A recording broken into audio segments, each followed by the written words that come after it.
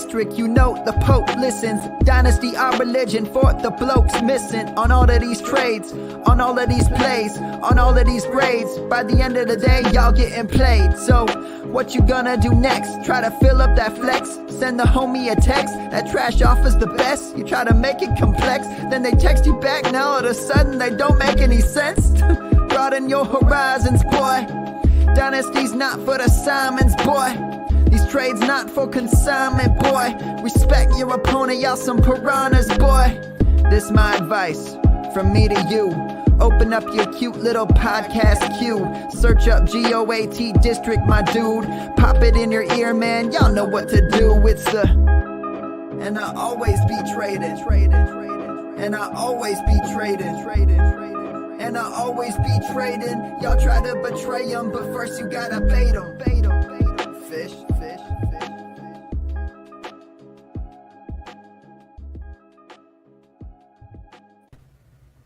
What is up, Fantasyland? We're back for another monster Monday night tailgate. Happy Thanksgiving to my fellow Canadians up here north of the border. We're celebrating this weekend. I know you guys all laugh, but you know what? It's nice kind of having it early. You know, you might laugh. Do you eat turkey on Thanksgiving? I do not, Theo. You know, I'm a vegan. But do Canadians in the royal sense? They do. We do. Yeah. My in-laws had vegan ham. They're Portuguese, so they had the fried fish, the potatoes, all that fun stuff. So yeah, man, they're good. My mother-in-law makes us enough veggies and salads, so we're good. But yeah, guys. What is there a national dish of Canada for Thanksgiving though? Like most people eat pumpkin turkey. pie? Most people eat.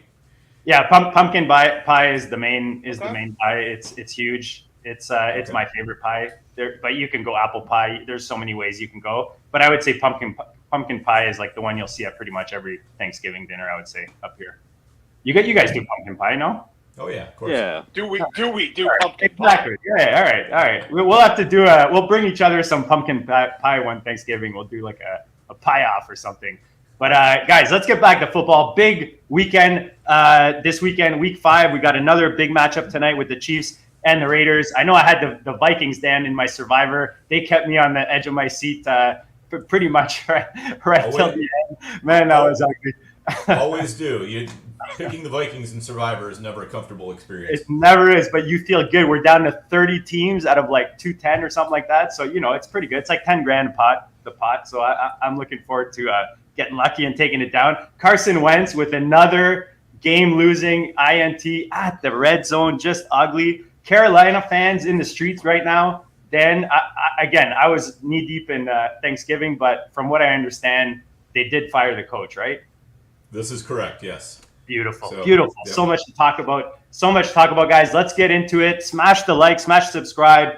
MARiO, PUiG. Did I say it right or no?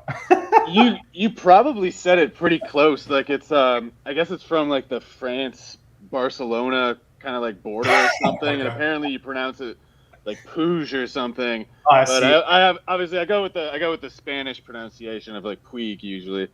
I like but it. They're all right. They're all technically kind of right. It's like the Romeo dubs or of fantasy where you can pronounce his name any way you want. They all come out pretty much correct. I guess all the region you're saying it from. Right. Yes. If there's any mistakes, it's my accent, not actually my pronunciation. That's the way I tell people.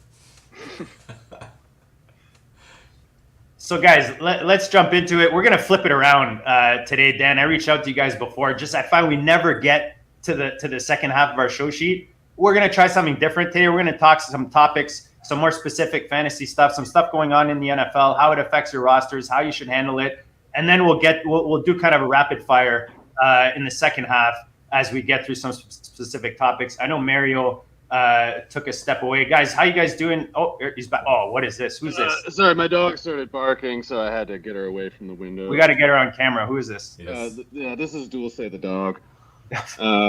She's a Cairn Terrier. Doesn't behave very well, but she's great. I love it. it. Cairns, beautiful dogs. Thank you. Yeah, she's pretty great. But yeah, sorry to interrupt all that. Yeah. No, man, all good. We're pumped to have you. We're gonna jump into some football. Talking about dogs, Dan. We've got a couple running backs and I'm sure we could probably add to this list. But why don't you start it off with a little funeral ceremony that you want to? I did promise that we were going to have visitation for Chase Edmonds tonight before the funeral on Wednesday. So we'll go ahead and do that now. And I figured I might as well go ahead and throw Antonio Gibson in there. I mean, he was sort of the Walking Dead, I guess, and that we all knew what was bound to happen when Brian Robinson came back, more than likely. But I guess I held out at least a little bit of hope, because sometimes with a running back job, possession is 9/10 of the law. So you never know. But pour one out for Chase Edmonds, man. We rarely see running backs descend a depth chart as quickly as what we've seen from Chase.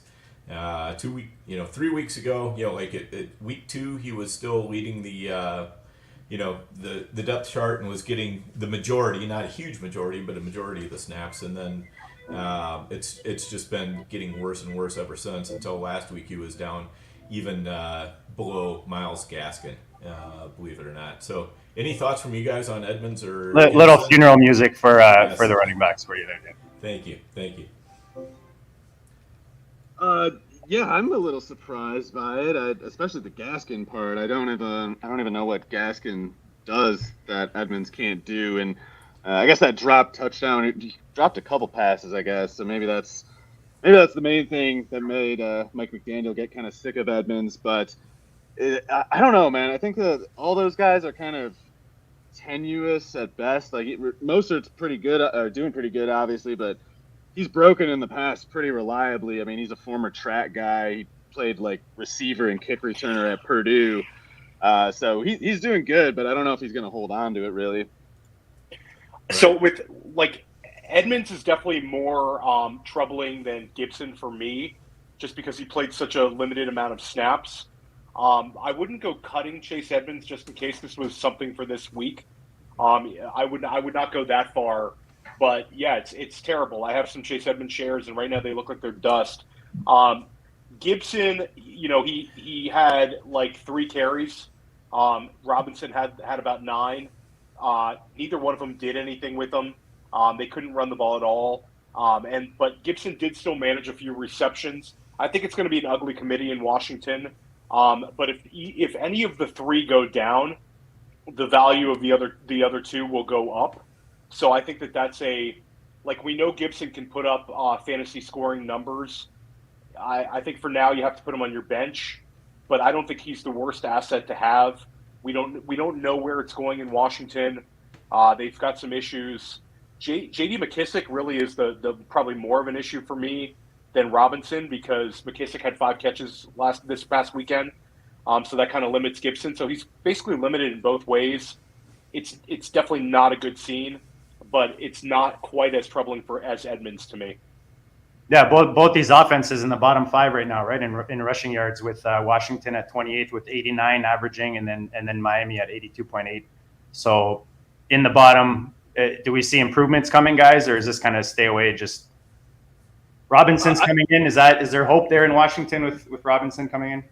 If I can speak, I think it's a little interesting that Robinson didn't seem to do any passing down stuff. It's like Gibson was effective as a pass catcher on Sunday's game, but McKissick, like you guys are saying, he's still playing a ton of snaps, got 7 targets, and I don't know.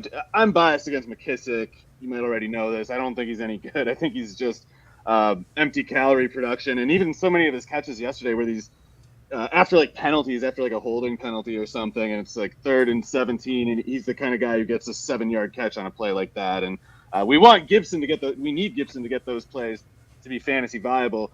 It's really frustrating because to me it seems like Gibson's pretty clearly the most talented of the group, and even a better pass catcher than McKissick. But Scott Turner seems to just love McKissick and kind of won't let him go. So I could actually see Gibson's playing time getting even worse yet, because if they want to get Robinson going as a pass catcher, it seems like it's going to be Gibson who gets pinched before McKissick, if the most recent game is any indication. Yeah, I think that makes a lot of sense. How do you feel about the situation in Miami? Are you bullish on anybody there, or are you just calling that one a stay away as well, MARiO. Well, Mostert can run, it seems like. I mean, he's looking pretty good as a runner. It's just I don't know if he can really get much going as a pass catcher other than an occasional screen setup or something. And he's probably like 195, something like that. Like I said before, he's a former track guy at Purdue.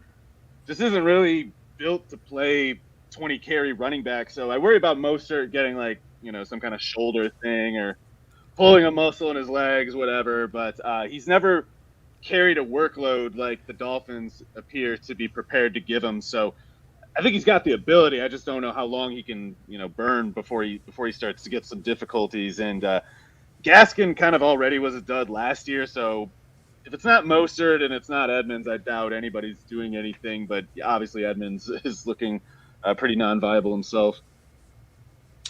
Yeah, Tyreek Hill in a walking boot, that offense could kind of go south pretty quickly without the threat of Tyreek Hill. They were doing so much with him. If he misses even some time, that could be a little bit of a mess. Well, MARiO and I were talking about just the quarterback position in general. I brought up Tua. I mean, that was kind of a new addition to maybe a nice quarterback piece, especially in superflex leagues, and now that's just gone. And we're just seeing this kind of these quarterbacks either kind of up and down in the middle, or seeing an injury like this with Tua. Hopefully he's back soon, but we need a bit help at quarterback right now. I think in a lot of cases, unless, like we said, MARiO, you have those Lamars and Mahomes on your roster. Yeah, I hope Tua can come back soon. I really don't think he's that good or anything, but he showed he can make it work, And McDaniel, I think, it's too early to know what it's going to turn out like for him, but I think he's doing a good job, a lot better than a lot of first-year coaches tend to do. So McDaniel might be able to kind of help everybody out with his play calling, and if Tua can just get back on the field, Hill and Waddle should do the rest.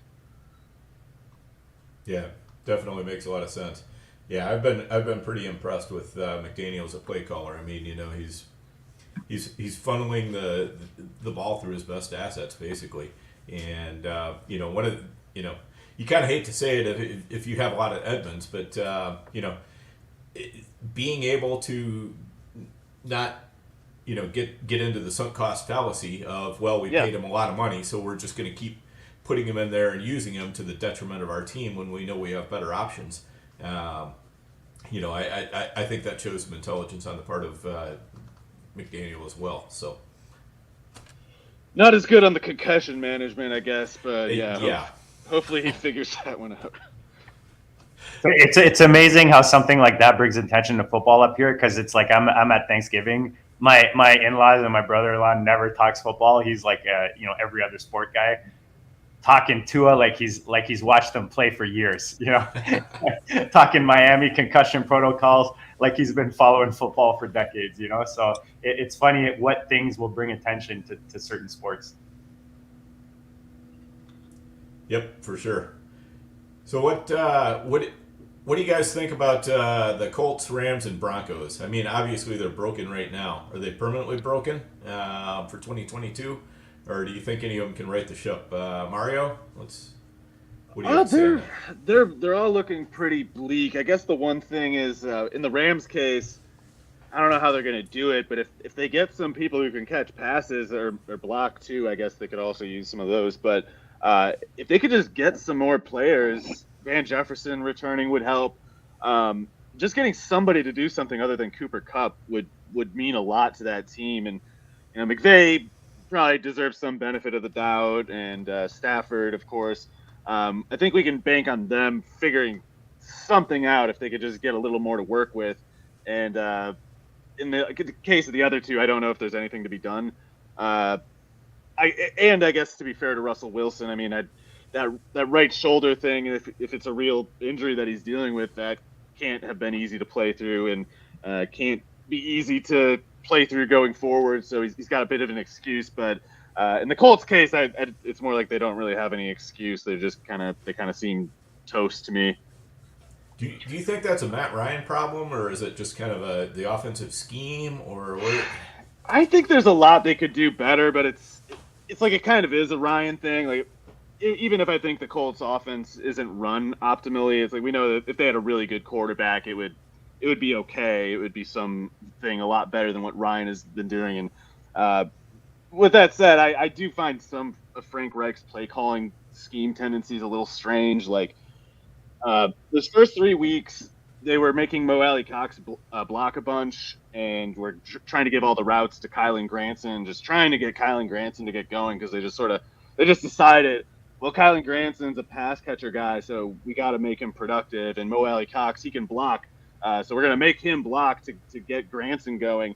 And then in that game, the Broncos game, like Matt Ryan's getting pressured from the right side almost literally every single snap, and they're not putting a tight end over there. And when they do put a tight end over there, it's the rookie who isn't even supposed to be a good blocker yet, and Kylan Granson, who's never supposed to be a good blocker. He's supposed to be like a fullback pass catcher type.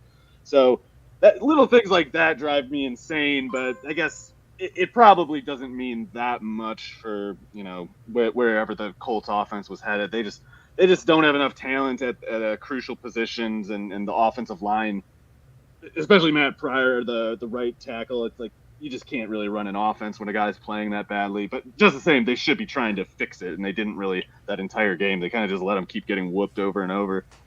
Right. Yeah. What about Jonathan Taylor? Do you think his struggles were more based on the offensive line, or do you think he probably had like that foot injury before? The high ankle thing is concerning. I don't know how. I mean, he's one of those guys too that puts a ton of torque on his feet when he does that turning up field like he does. So hopefully that thing doesn't linger. But I think Taylor is the kind of running back who, even if he has some kind of like down drives, down games, by the end of the year he'll probably correct the numbers. Not like 5 yards a carry correction, but get it up to like at worst 4.4 or something like that. The frustrating thing would be with the quarterback struggling like Ryan and with the offensive line struggling as it is, the fact that the Colts just aren't scoring points in general, that's going to make Taylor really big play dependent, I think, because it's you could say touchdown dependent, but I guess it's like why would we have reason to know or think that they're going to reliably get into scoring range? It seems like that's Taylor gets them to scoring range if they get there, and he has that big play ability where he can kind of run from anywhere on the field. So I think he'll make those plays because all he really needs is one gap in the defense to get there. But he's also going to have a lot of stretches where he puts up like 50 yards on 20 carries. Yeah. I mean, I have concerns with all three offenses. I think that a healthy Jonathan Taylor and the emergence of Alec Pierce, I have somewhat of a little bit of hope for the Colts. Pierce looks awesome. Pierce looks tremendous, and I think that he's fighting for every single ball, and he's winning at different levels of the field. And if you have him out there with Pittman and Taylor, I think at least they can be functional. The Rams' offensive line is extremely concerning. Akers had 33 yards rushing. For whatever reason, they went away from Darrell Henderson. He didn't get one rushing attempt. It's like super weird. They gave Henderson like 5 targets. So they're very imbalanced with what they're doing with their running backs. I wonder if we're going to see some sort of a change there with another running back worked in. Like they scream to me like a team that should be going out there and trying to get an offensive lineman through a trade and potentially a running back. But right now, I think if you have Kupp and Higbee, you're super happy because you know exactly what to expect every single week. So I think we should just kind of lower our expectations for the teams. But I think we can at this point realistically know what we have with our fantasy assets, and there's something to be said with that. And don't play Matt Stafford. Dan, if I told you in August that these three offenses would be 29th, 31st, and 32nd in points scored per game. I mean, these are three offenses. I know the three of us, as many we're investing in quite a bit.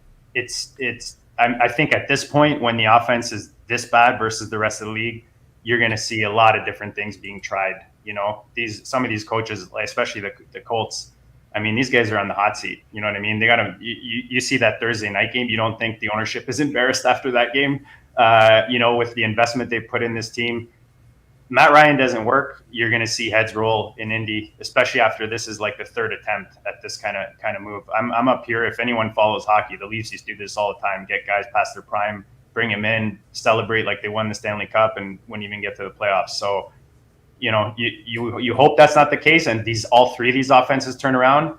But like we said, the bright side is you got a narrower target tree now in LA, and maybe you got some buy lows in Dynasty with these three offenses. Yeah, I think so. And I think in the chat, Harry Snowman said it the best. JT took off the first practice of his career the week before he was injured. To me, it seemed like there was something wrong with JT before the injury occurred in week 4. And so hopefully he will take enough time off to get it right. I mean, I think the worst thing that could happen is he hustles back and he continues to perform like he did the first 3 weeks.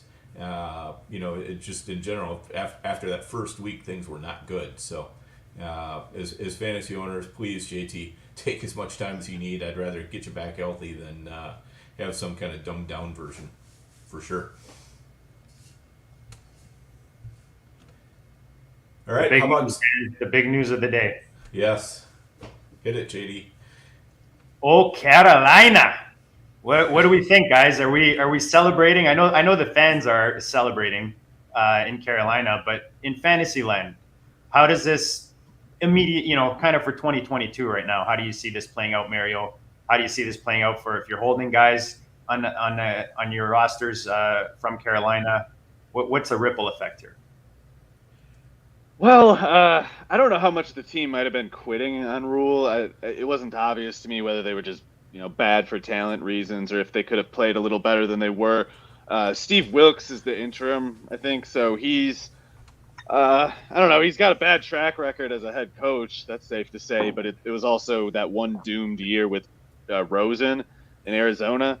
So maybe he is their next coach, maybe not, but it's kind of hard for me to imagine them playing worse for Wilkes than they did for Rule. Like they might want to, they might identify a little more with Wilkes because Rule, especially that comment he made about, I guess he was trying to paraphrase what Baker Mayfield was saying, but that one comment about like the offensive line has to block better and the receivers have to get open and stuff. It's like, man, if you're gonna blame multiple position groups of players like that when it's like clearly Mayfield, that's the problem. It's like that couldn't have been.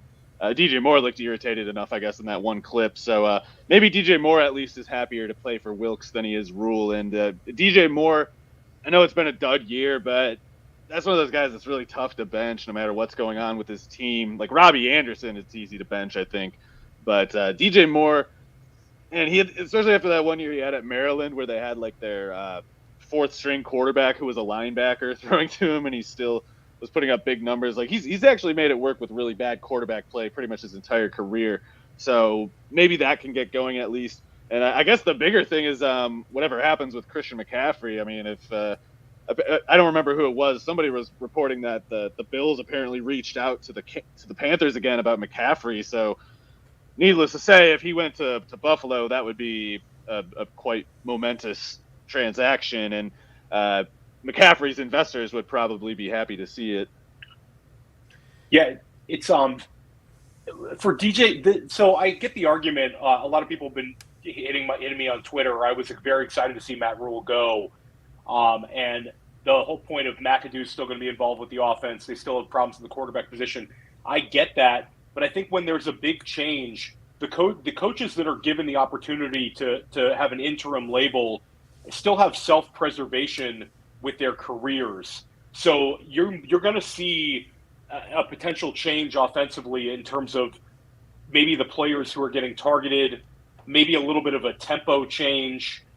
We will see a few changes. I'm pretty confident in that. It's not going to be the exact same thing week in, week out with a new coach. In terms of DJ Moore, yeah, I mean, it has to get better with DJ Moore. I would love to see PJ Walker or one of these guys get an opportunity with him. It looks like Baker's going to miss some times. Baker looks horrible out there. So, I mean, I think going to a different quarterback is going to help him. DJ Moore is a guy we've seen have success for the last few years. Obviously, he's been a dud in fantasy this year. But like MARiO, I believe in his talent. And then CMC, yeah, that's going to be a big storyline to look at. Because if he gets moved, it's like a ripple effect. If he goes to Buffalo, you don't necessarily love that if you're want to have another Buffalo Bill. You hate that if you have Devin Singletary. But if you have some of these wide receivers, Christian McCaffrey would demand targets in the passing game that might go to Stephon Diggs or an Isaiah McKenzie or someone along those lines. There's all kinds of ripple effects.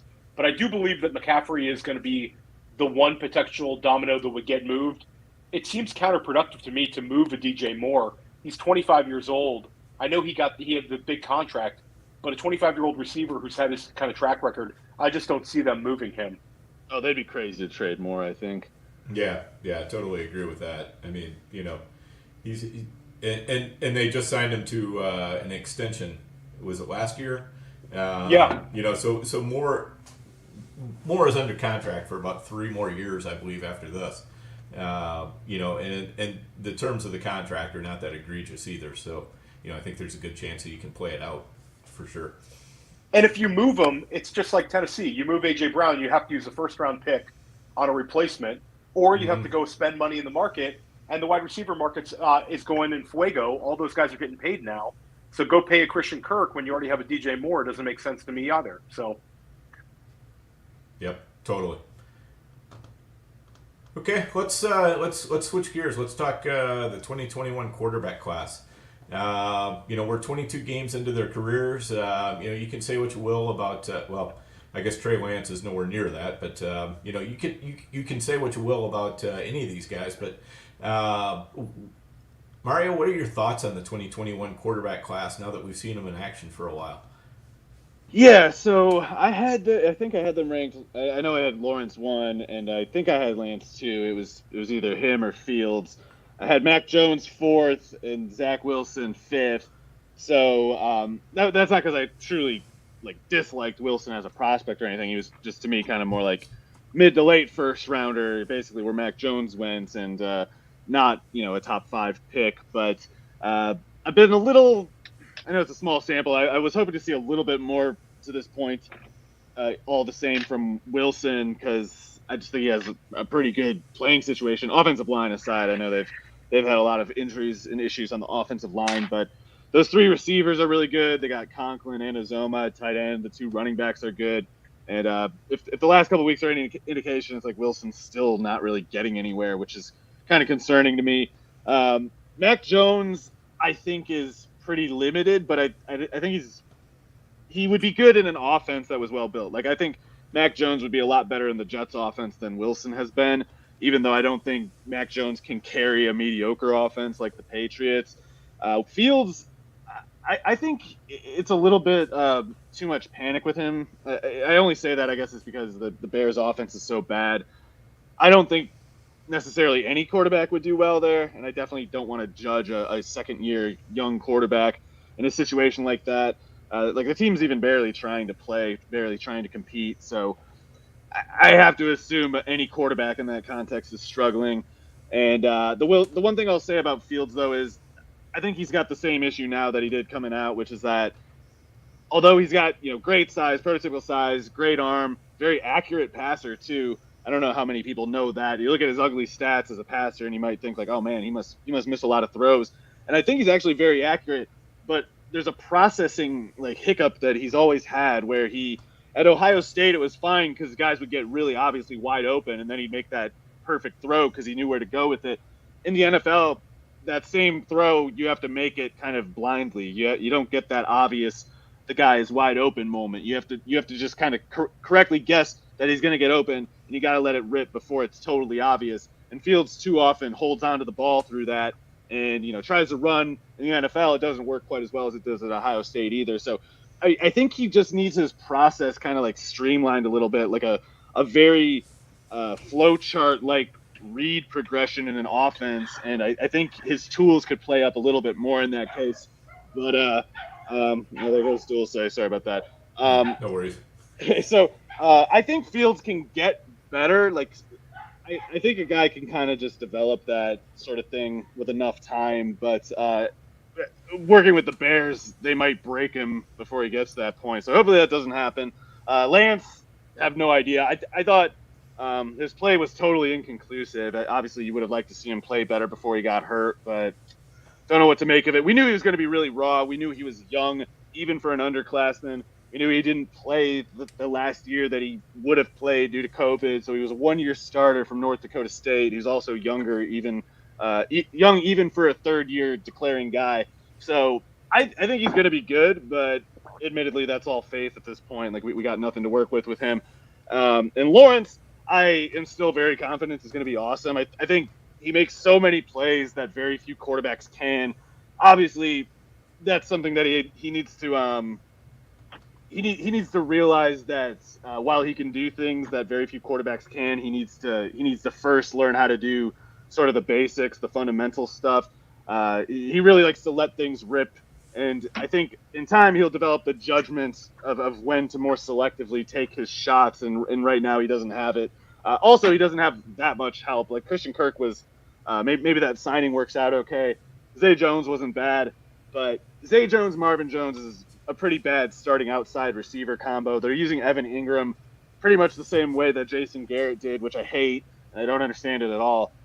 So Lawrence, I think will get there, but yeah, until the Jags get better receivers, until they get ETN going more as a pass catcher, Lawrence is going to have some of those games where he just makes some of the most puzzling turnovers, just puzzling missed plays. And I'm always going to be tantalized by the upside, so it's going to be hard for me to have the restraint to not buy in until he's actually ready to go. I keep getting in early because I think I see this potential, and I still think it's there. But yeah, he is a bit wild in the meantime, obviously. I had Lawrence, then I had Fields, then I had Lance, Jones, and Wilson. I'm a little disappointed in the class as a whole, though. I thought that we would see more fantasy success from these guys. I get it with Lawrence. I have a good amount of Lawrence in Dynasty, but I thought I'm not seeing, him being like I thought for Lawrence would be like a potentially top 5 quarterback. I think he's going to end up settling into something like a guy that we consider a QB1 in fantasy that never really kind of hits that top 5-ish. Fantasy asset level. Fields, I guess I'll give him the mulligan. They couldn't have done worse with the talent surrounding him. And then Wilson's been a little disappointing because I think that they actually have loaded up the team with options around him, and we're just not seeing it. So I'm just a little underwhelmed with the class as a whole. Dan, what's your thoughts there? Yeah, so I'm disappointed with the situation that Fields is in because I had actually Fields over Trevor Lawrence. I know I was one of the very few people who said that. I had Zach Wilson very comfortably 5th in the class. I actually had Mac Jones 3rd, Trey Lance 4th. With Trey Lance though, I mean it was just more of he was such a black box. We just didn't know. We saw the tools and all that kind of stuff, but you just, he hadn't done enough at the college level to really get a really good idea of, what kind of a pro he would make. And we're still in the black box stage with him. So, I really don't know how to analyze Lance at all. But, I think if Fields had been in, like the situation that, Zach Wilson or, even Trevor Lawrence was in, he would be looking a lot better. But it's just so hard to say right now because none of them have really been in that great of a situation other than Zach Wilson, who I think has kind of showed that when you're not playing as strong a competition in college, it does tend to show up in the pros that if you don't really have all the tools there. He's got the arm strength and everything else, but I think between the ears, he's just not processing the right way. Shout out to 1912. Shout out to the chat, guys. Smash the like. We love having you guys in the chat. Love the comments.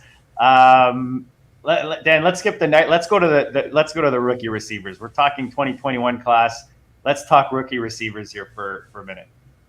Yeah, for sure. So, MARiO, what do you think? Out of the rookie receivers, we've seen a few games out of all of them. Which two do you think are going to make the biggest impact over the remainder of this season? Yeah, I guess we got to see what's going on with Olave and his concussion, and maybe even the quarterback situation in Atlanta might get reviewed in the case of Drake London. Don't know which way that would head. Don't know what it would mean. Even if they did make a switch to Ritter, I think it's tough because this is a really, really strong class, and it's looking like pretty much everybody in the first round anyway was a hit. Like, I know even Burks has that toe issue, obviously, so that's going to kind of throw him off, especially being turf toe. That one is a tough one.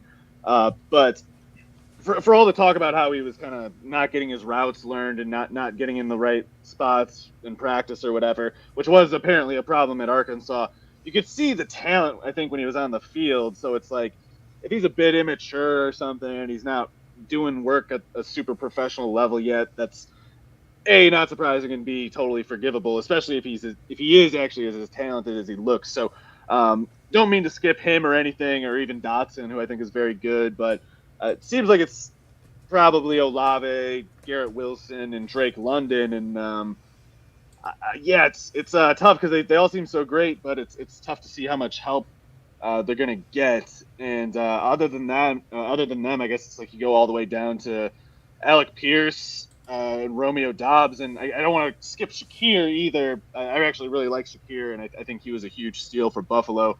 I think Shakir should have been in the second round, not the fifth.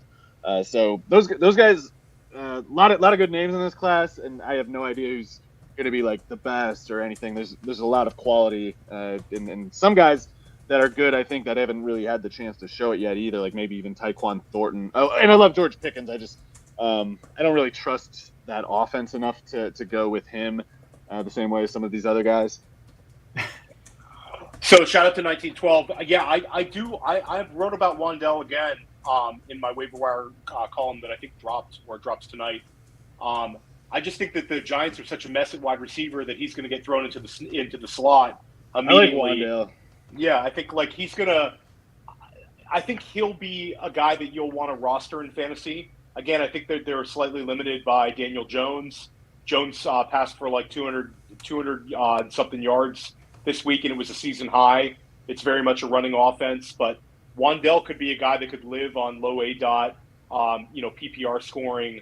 I think Romeo Doubs is a name that could be very impactful as the season moves along. Christian Watson has the hamstring thing. It seemed like they were trying to get Christian Watson going. They did manufactured runs for him. It seemed like they wanted to get him in the mix, but without him there, Randall Cobb had a ton of targets this weekend. I don't see that lasting. Like, I think Romeo Doubs could be useful. There was a deep pass to him that I believe he drew a penalty on. That if that would have connected, it would have made his stat line look a little better. But the name for me is Olave. Olave is a guy Dan and I have on a couple of rosters, and I'm a big fan of his. And I think that any week he's available, he's a starter for you. He's shown that he has a massive upside. Like if you're into air yards, which I am, Chris Olave is could end up having a couple of smash games down the stretch. And he's also done it with multiple quarterbacks, which I think is impressive for a young player. And then I'm also curious to see what Treylon Burks does down the stretch, because I think he's just like sitting in the weeds there now on the IR. I think him and Jamison Williams, it'll be interesting to see how they do down the stretch. It's a very, very good class. Drake London, I'm a big fan of his, a big fan of the talent. I don't like Arthur Smith. I don't like what they're doing. I just makes me annoyed every week. But Garrett Wilson, it's sort of we're waiting on Wilson, the other Wilson, but he's still like third in routes run on the Jets. It doesn't make sense either. So I'll go with Chris Olave. I think he's your safest player, but there's a number of other guys that are going to be fantasy viable down the stretch. Real quick, MARiO, any hope for Sky Moore? Dan and I might want to know. I like Sky Moore. I just think it's tough for a guy like him to start fast as a rookie, especially after they go out and sign Juju and Valdez-Scantling, and even Hardman having 3 years of advantage on him. It's not easy as a rookie coming out of Western Michigan, an underclassman out of Western Michigan, to push him aside. But Sky Moore is really interesting because he was super productive in college, and there's not many guys who are built as dense as him that are as explosive as him. Like, he has like that 1.47 second 10-yard dash or something that's like 99th percentile. And then you look at his height and his weight, and those percentiles. This is a good thing. His height percentile is a lot lower than his weight percentile. So he's built like a little torpedo, and he moves like one. I think if he just gets a little more seasoning, he's going to have his day in that offense. I just don't know if it's this year. All right, Dan, are you cool? We do a quick rapid fire with MARiO before we close this out. Yeah, for sure. You run the show. All right, let's do your biggest fade right now, MARiO. God, I mean, I guess Antonio Gibson comes to mind. It's hard to think of somebody who's got more of a difficult obstacle in front of them in the meantime. Anyone you're excited to get in your lineup right now? I do want to. I got a couple, I guess, like Wandale teams, and like Theo, I do have some hope for him. But I guess the main guy that I'm waiting to see get going has not been out of my lineup. I've had him in my lineup the whole time, but I'd like to see Travis Etienne get going a little bit more. I think Doug Peterson kind of messed up letting the Jags throw 47 times or whatever it was in that game. It's like, you better have good receivers, like well above average receivers, if you're going to throw the ball 47 times. And I think they got to get Etienne going, but admittedly, I thought they would have done it by now. MARiO was big on Etienne as a prospect too. I remember that, MARiO. So I still love him. I thought it would man. have happened sooner. Yeah. Guys, KC favored by 7. Dan, I don't know if that line's still there. I'm just reading off of your little note you have here, and that the over-under at 51.5. Let's go around to close it out. MARiO, who do you have in this game? How do you feel about it? I'd say the Chiefs and probably the under, to cover with the Chiefs and probably the under. Derek Carr has struggled quite a bit against the Chiefs, and I would have to imagine going to Arrowhead has some of his worst games in that sample. And I think the Chiefs' defense is a little better than last year. At least the pass rush, I think, is pretty good. And it's just tough to play at Arrowhead if you're not from there. Got a little hot take underneath there, making a comparison with CMC's rookie season. Theo liking that. He's liking that. With I love it. I love it. Shout out to Sleepy CJ. So. Theo, how do you feel about tonight's game, buddy? A big divisional matchup in the West. Give me the Raiders plus the points. I think we get an exciting game tonight. Yeah, I'll say I'm going to talk my fantasy sweat into existence. I'm going to talk it into wins. 31-28 Chiefs tonight. Oh! Wow. All right, so you're taking the over there as well for sure. Taking the over, and I'm taking the Raiders. All right. Dan, how you playing this tonight? I'm going to take the Chiefs. I do think they'll cover, but I am going to go with the over on this. I think it's going to be more like call it 38-28, something like that. I see the over under moved to 51. So what did you have it at? 51.5. So it's going down. I'm going to take the under, and I'll take KC to cover. All right. MARiO, it has been a blast as usual. I wish we could go longer with you.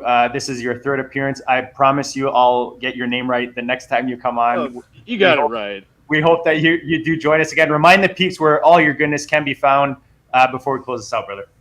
Yeah, it's all at Rotowire right now. Just do the weekly cornerback versus wide receiver thing. And other than that, I do the Sunday night and the Thursday night DFS articles. But yeah, podcast with me and John McKechnie is all I do otherwise, really.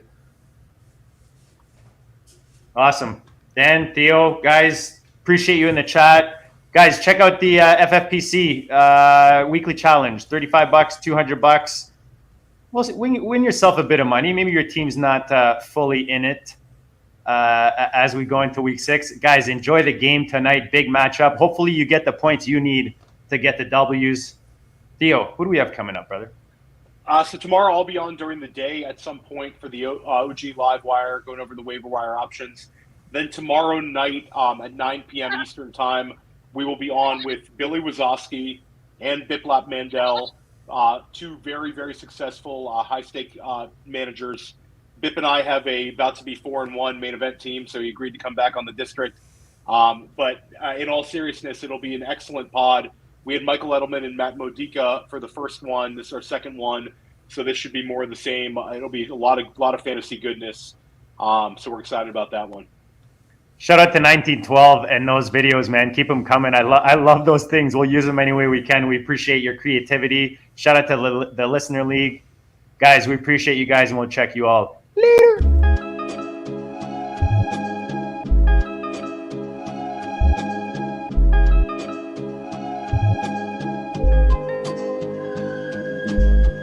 Go district, you know the Pope listens. Dynasty, our religion, for the blokes missing. On all of these trades, on all of these plays, on all of these grades. By the end of the day, y'all getting played. So, what you gonna do next? Try to fill up that flex? Send the homie a text? That trash offer's the best? You try to make it complex, then they text you back. Now all of a sudden, they don't make any sense. Broaden your horizons, boy. Dynasty's not for the Simons, boy. These trades not for consignment, boy. Respect your opponent, y'all some piranhas, boy. This my advice, from me to you. Open up your cute little podcast queue. Search up GOAT District, my dude. Pop it in your ear, man, y'all know what to do. It's the... And I always be traded. And I always be traded. And I always be trading. Y'all try to betray them, but first you gotta bait them.